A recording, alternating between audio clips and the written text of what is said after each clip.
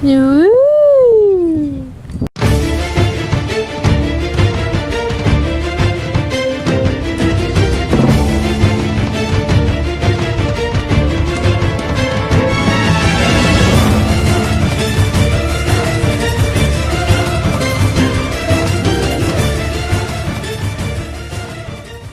Tell me what you're doing today. Making some charcoal out of the wood that we brought back in the form of that large log, part of which I used to make an anvil stand, as you know, and part of which, most of which, we are going to be using to make charcoal. So right now I'm just sort of breaking up the wood with my wood chisel in order to make it small enough to fit in the crucible for the charcoal making.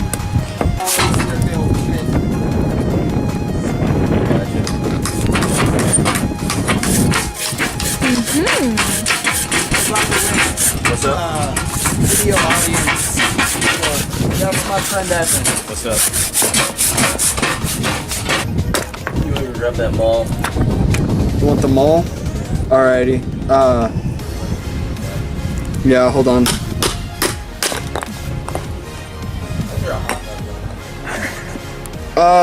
It's probably a bad one, like that went stale, so my mom feeds it to the birds. That's the most comical thing ever. You with the maul just taking out these tiny little pieces.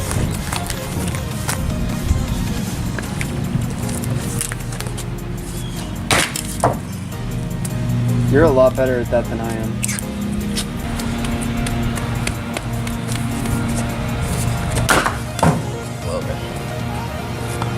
Yeah.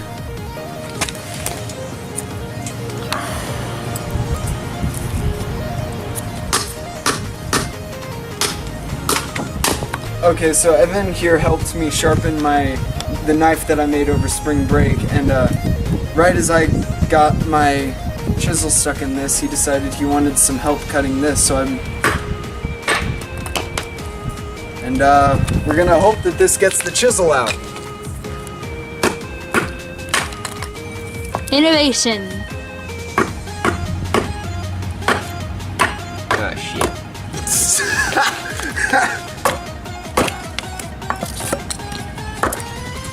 I hope that they're not both stuck now.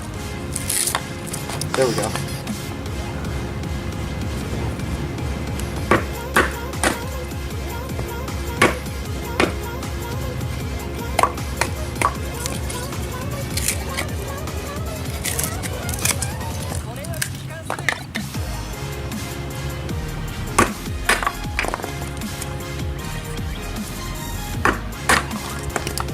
So this is going to be like kind of the crucible for the charcoal. You basically just put the wood chips inside of it, close the lid, and stick it in a fire, and then like since there's no oxygen inside, it won't burn, but it will still like char off the bad stuff that you don't want in it. But in order to do that, you need to put a hole in the top for ventilation. So what I'm going to do is I'm just going to take a pointy screwdriver and put in a hole like that, and you'll see its function later on. And now the lovely Evan, my lovely assistant, will, because he wants to participate too. Drop it. This is what happens when we let you participate, Evan. Fatter, not skinnier.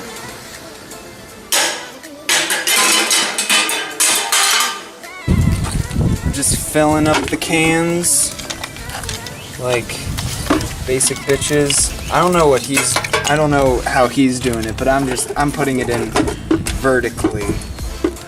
Put it in sideways so then it stacks up. Yeah, that's what I'm doing. I didn't know if you were doing the same thing that I was doing or what. But we're on the same page. Same page. Don't put in that brick because it won't turn into charcoal. You just need to light this up, and then we're gonna stick in the cans. I guess one at a time because we don't have a ton of room in there. And then I guess we're just gonna keep chopping wood so we can go in rounds. We're just building up the fire, and then once we get it big enough, we're gonna plop in one of the cans.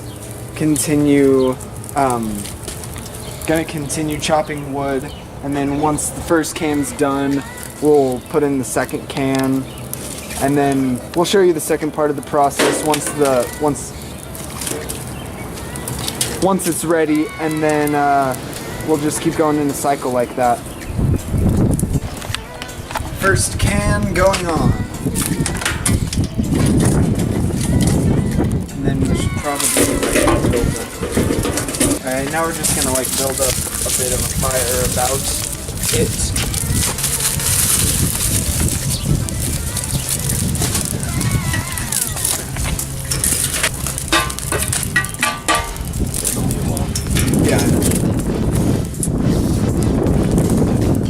Yeah, first can on. Time to keep chopping wood. So right now we have a pretty powerful fire going, and if you'll see right there from the hole, we have what looks like smoke. Evan informed me that at the beginning stage it's probably going to be mostly steam, and then once we get further along it'll start to be a flammable stuff coming out of there. And then once nothing's coming out of there at all, it'll be time to pull it off because it'll be just about done. I don't see any gas coming off the top of it anymore, so we're gonna pull it and hope that it's done. Ooh, the can's actually getting very red, so... Oh! Yeah. You may recognize... Oh, actually there is a lot of stuff still coming off that. I'm just gonna turn it. You may recognize what I'm using to lift it as the failed tongs project. This is why they don't function as tongs anymore. Because they're just a tong, not dose tongs. I'm gonna stop talking now. Okay, so we're currently experiencing spurts of the flammable gas that Evan was talking about, and I don't think it's. Is it still going? Nice golden brown. Evan, why are you trying? He's trying to light the gas. Oh, there it goes. Yeah. So I think we're close to done, right? Right, Evan? That is getting so hot in there. Hold on. I'm turning it. Geez. I'm turning it. Look at that. Yeah. Someone hold my mellow.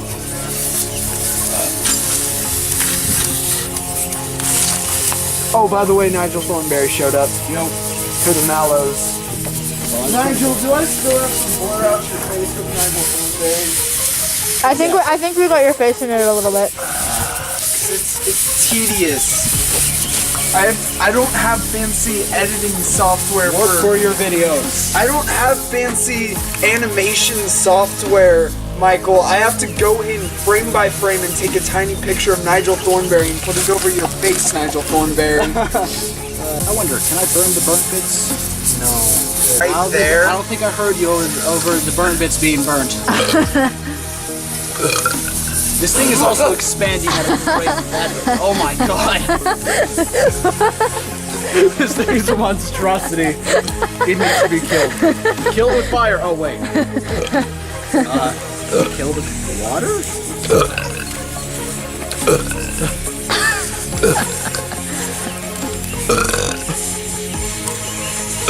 I feel like Rick and Morty. Morty. Szechuan chicken sauce, Morty. That's all I care about, Morty. There we go. This is regular size. Oh my god! No! Oh my god! It just came out of its shell. Okay. Stop wasting mallows. The mallows. Take this off. Alrighty. First can. Very red. Still going. Yeah, it's still going. It's still going. Pop it off and check. Well, if we pop it off and check on it, then there's a chance it'll spontaneously combust. If enough oxygen gets to the coals, which are hot enough for combustion, then they will combust. Makes sense. Who wants an exposition about the history of graham crackers? I do. Fun fact: graham crackers were started by, was it Michael or Alexander Graham? Alexander Graham, because it's no relation to Graham Bell. No, see, I thought it was that, but I was wrong about that. Then it's Michael Graham. Michael Graham, who was a cult leader, he swore by a very strict diet of raw vegetables and fruits, no seasonings, and no meat, because he thought that savory foods created an unbalance within oneself and would lead to lust, which no one in the Catholic Church wanted at the time. Graham got so popular that he started an entire college of Grahamite followers, and they enforced this diet. The only problem is they fired a teacher for using black pepper on his salad, and also the students were just sort of leaving campus and eating at restaurants, and so Graham didn't last very long, but he created Graham flour, and by extension the Graham cracker, which he thought was the ultimate health food at the time. And after several years of healthy living, eating right, Graham died at the ripe old age of 56. People added a ton of molasses to Graham crackers, and I think it was salt deficiency or something ironic like that.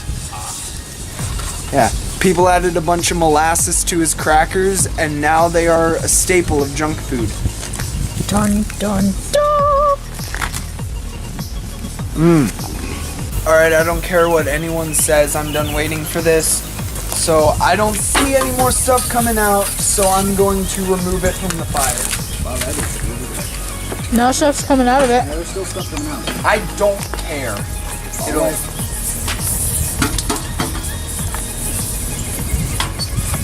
I'm just gonna plug it. You're supposed, once you're... You see, now I'm nervous that I'm wrong.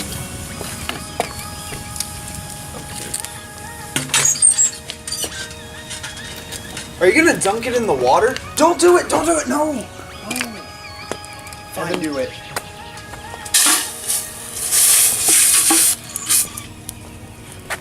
Well, that was anticlimactic. Alright, now take it out. We have to plug it. Put it on the ground!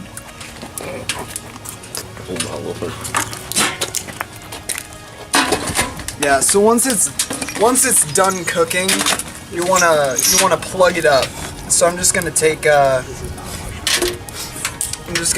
stick while Swagmaster Evan puts the second can in there, and I'll guess we'll return when it's cooled down, and we will see if we have coal, and if not, we will know that we need to let it cook longer.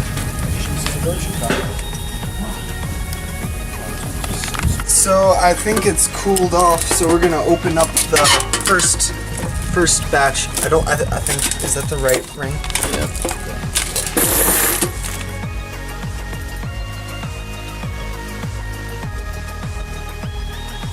Alright, time to see inside.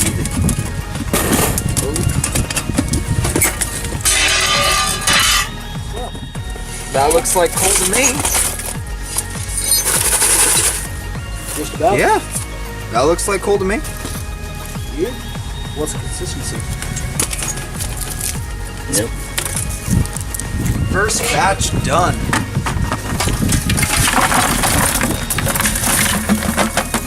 Now she's glowing. Nice. I have to be